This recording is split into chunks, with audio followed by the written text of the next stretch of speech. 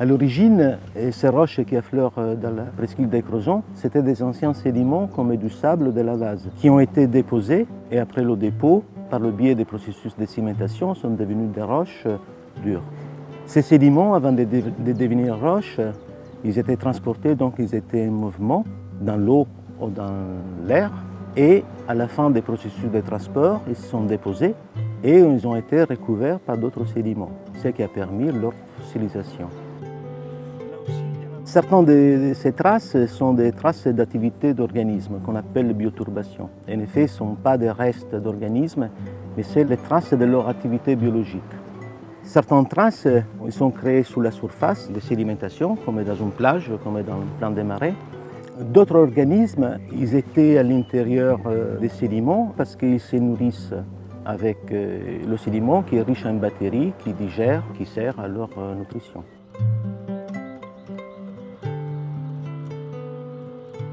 D'autres traces sont par contre des figures sédimentaires liées au transport et au mouvement des grains qui vont se déplacer avec des structures sédimentaires comme des rides qu'on peut observer aussi actuellement dans les plages.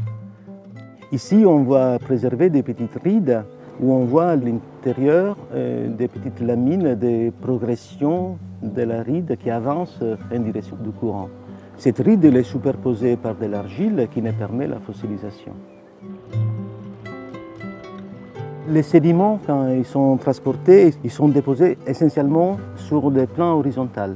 Ils vont constituer comme ça une pile sédimentaire de strates qui se superposent de différentes natures. Avec le temps géologique, les sédiments ils peuvent être intéressés par des mouvements tectoniques qui vont les déformer.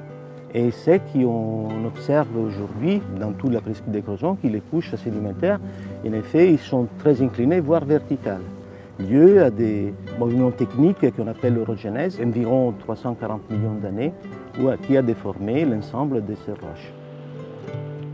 Les figures sédimentaires nous renseignent sur les milieux sédimentaires où se sont déposés ces sédiments. Quand on étudie une superposition des couches sédimentaires, on va en effet décrypter pour chaque couche sédimentaire la bathymétrie du dépôt.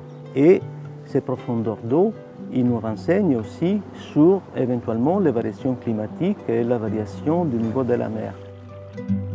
L'étude des variations climatiques du passé permet aux géologues de comprendre les variations et les mécanismes climatiques du futur.